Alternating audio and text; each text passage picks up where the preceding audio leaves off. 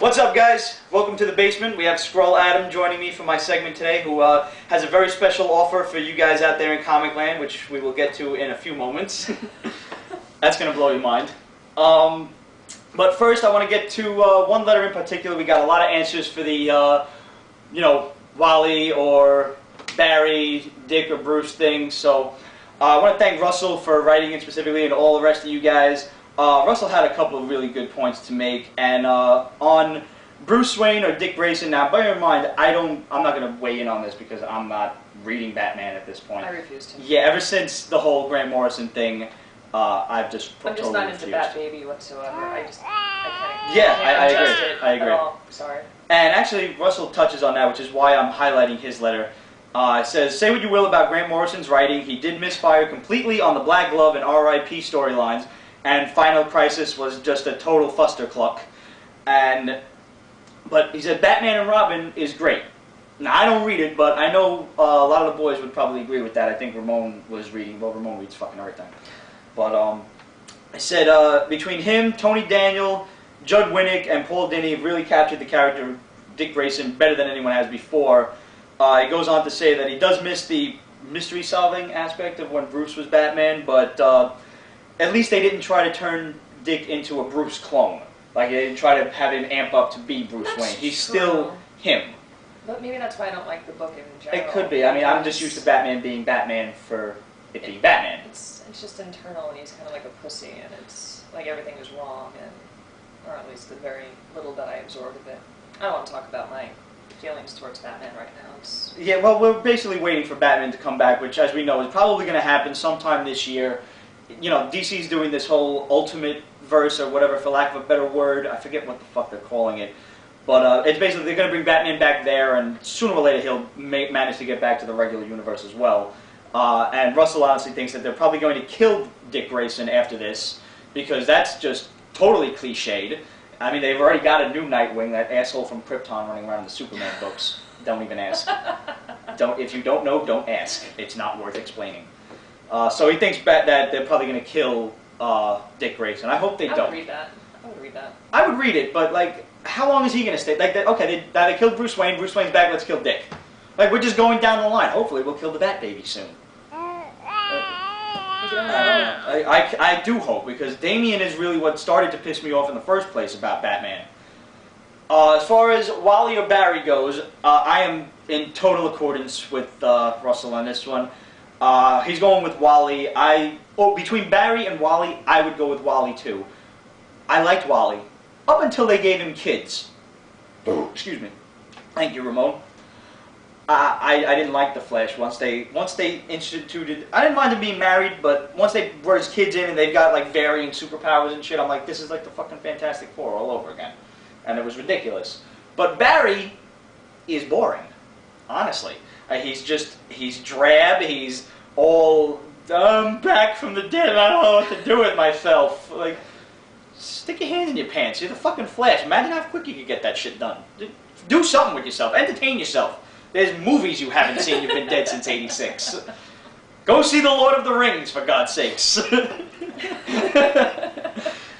He's just boring, and like, how long can you keep that shit up? When Hal Jordan came back, he was like, yeah, I'm fucking back, I'm Hal Jordan, eat my ring, bitch.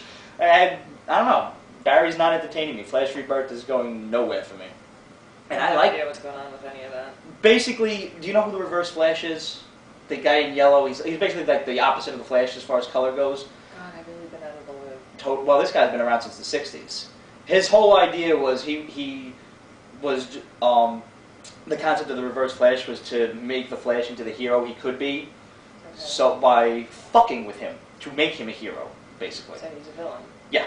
Okay. But a villain with good intentions, if you will, I guess you could say. So this guy has been fucking with Barry. He's a time traveler, because he can, travel through the Speed Force and everything. So he's been fucking with Barry since day one. He's the guy who killed his mother, which prompted him to become a police detective, which through all his experiments trying to solve her murder case, and then he got struck by the lightning, which turned him into the Flash in the first place. So we assume that the Reverse Flash knew all of this had to happen. So he went and killed his mother. And this was revealed in Flash Rebirth. If you guys weren't reading it, there was your spoiler for up to issue 5. Good idea. Still not happy with Barry, though. I could have Wally fight the Reverse Flash. And honestly, I was the happiest when it came to the Flash when Bart was the Flash. They killed him after 13 issues. The Rogue beat him to death, which was actually a pretty cool death. And then they brought him back too. Go figure. Finally, on to I guess the biggest one, Bucky or Steve Rogers. And I'm actually going to disagree with Russell on this one, and a lot of people do as well. Most of the letters we've gotten have gone with Bucky being just a far more interesting character in the standard Marvel universe. Cap has been, as far as I'm concerned, not this much fun to read in a long time. When the Winter Soldier first came back, I was like, it's fucking Bucky? Like, of all the characters you're going to bring back, he was the one that was supposed to be dead forever. We thought it was the Green Goblin, we thought it was Gwen Stacy. He was the one that should have been dead the whole time. And now he's back as well. But they actually made this one work, I think. Well, how can you expect any dead character to remain dead? It's been 70 years, for God's sakes. I thought he was going to be dead. But no, apparently not. But he actually worked for me. I liked his redo of Cap. I like the fact that he doesn't have a problem with guns and shooting people. He's a soldier. That's what it comes down to. A couple of good writers have written Steve Rogers that way, but just, you know, I've actually found it more interesting, and I like the way where I think they're going with the end of Siege. Not that I think Siege is going to be good, which I'll touch on in a moment, but I think that Steve Rogers is probably going to take the place of Norman Osborn, being like the head of S.H.I.E.L.D. or whatever the hell Hammer stands for, or whatever they're going to turn it into, if it's going to remain Hammer or whatever. But Steve Rogers is going to be like the top cop of the world. He's going to get like Nick Fury's old job. And Bucky will still be Cap. That's where I think they're going with it. But the way it looks with Siege coming down and everything, they bill it as an event 7 years in the making, which basically says to me that this is 7 years of a fuck-up that we're going to just try to undo. This started with Avengers Disassembled, went into House of M, and went into fucking everything else. Civil War, then the Crisis Invasion, or whatever the fuck that stupid shit was with the Skrulls, no offense. It was just a good start to a piss-poor ending of a story. And that's probably what Siege is going to be. But Siege started out sucky, so maybe it'll end good. Maybe we'll go the opposite route this time around.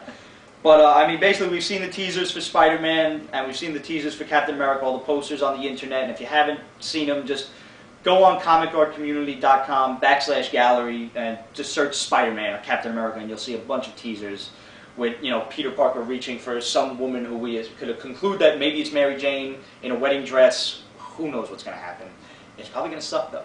It's probably going to suck. And Russell basically finishes with one of the best lines I've ever heard. So we basically see what's going to happen with Siege. No thanks. I'd rather read another Crisis written by Grant Morrison and drawn by Rob Liefeld. Couldn't have said it better myself. So I'm really not looking forward to too much in the coming months. Doom War, maybe, just by the sound of it, because Dr. Doom is fucking awesome. And, Thor is still good. It's a good series that I'm glad I got back into. Spider-Man the Gauntlet is completely ridiculous, especially that Sandman issue. I'm looking forward to the end of all the stupid Avengers books. At least Siege is going to do that right. Hopefully, I don't know, hopefully we get one condensed Avengers book, maybe we'll get Thor back, and maybe it'll actually go back to, this whole Age of Heroes thing that they're billing it toward, what's coming.